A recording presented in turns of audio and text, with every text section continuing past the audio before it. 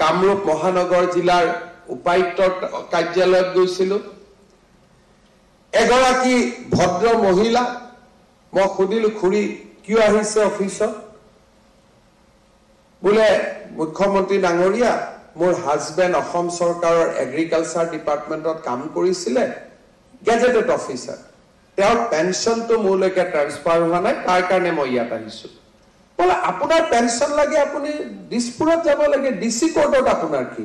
মই দেখেত যে মোৰ স্বামী আছিল সেই কথাটো ডিসি জনে লিখি দিব লাগে এতিয়া এই নিয়মটো কোনে বনাল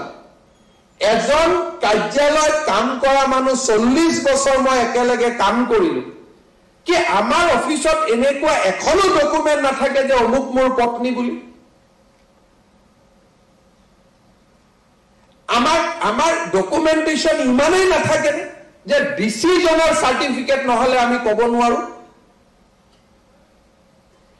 এই ব্যৱস্থাসমূহৰ নিৰন্তৰ প্ৰতিবেদন পৰিৱৰ্তন লাগে এজন যেতিয়া জিলা উপায়ুক্তই সাৰ্কেল অফিসাৰে দেখে যে সৰকাৰৰ নীতি নিয়মৰ কাৰণে আমি মানুহক সেৱা কৰিব পৰা নাই আমি তাক সংশোধনৰ বাবে আমি সৰকাৰক কব লাগে কাৰণ প্ৰশাসন ওয়ান ওয়ে ট্ৰেইন নহয় সংবাদ হ'ব লাগিব ইজনে সিজনৰ কথা কব লাগিব যে এই সমস্যাটো মুখ্য সচিবক লগ কৰি যে স্যাৰ আমি কষ্ট পাই থাকো সৰকাৰৰ এই গাইডলাইনখনৰ কাৰণে আমি কৰিব নোৱাৰো আপোনালোকে মোক সৰু কৰি দিও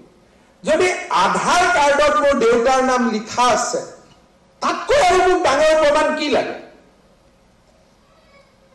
যদি আধাৰ কাৰ্ডত লিখা আছে যে মোৰ দেউতাৰ নাম কৈলাশনাথ শৰ্মা ডিসি জনক তাতকৈ আৰু কি প্ৰমাণ লাগে কাৰণ আধাৰ কাৰ্ডখন বনাওঁতেইতো প্ৰমাণ লোৱা হৈছে যে মোৰ দেউতা তেওঁ হয় নে নহয়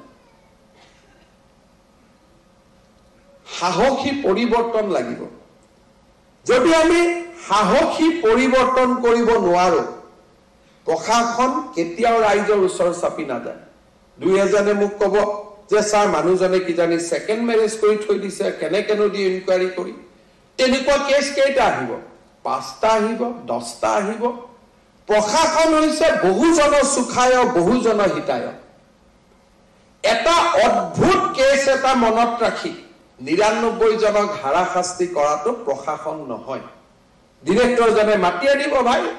মাক মাতিবা এদিন দুআষাৰ পাতি লম হৈ গল লিখি দিলে যে I have talk to him finish আৰু কি প্ৰমাণ লাগে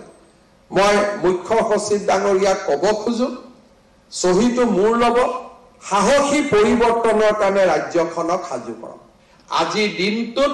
মোৰ পিতৃ কোন বুলি সুধি জিলা উপায়ুক্তৰ তাত আজি দিনটোত 12,000 এপ্লিকেশন জমা হৈ আছে গোটেই অসমখন মুখ্যমন্ত্ৰী হিচাপে নিতো মই এনেকুৱা সমস্যা দেখা পাই থাকো মই ভাবো যে আমাৰ বিষয়াসকলে কৰ্মচাৰীসকলে প্ৰতিটো দিনতে ৰাইজক সেৱা কৰাৰ বাবে আমি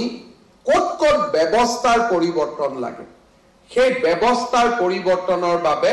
আমি প্ৰচেষ্টা কৰিব লাগে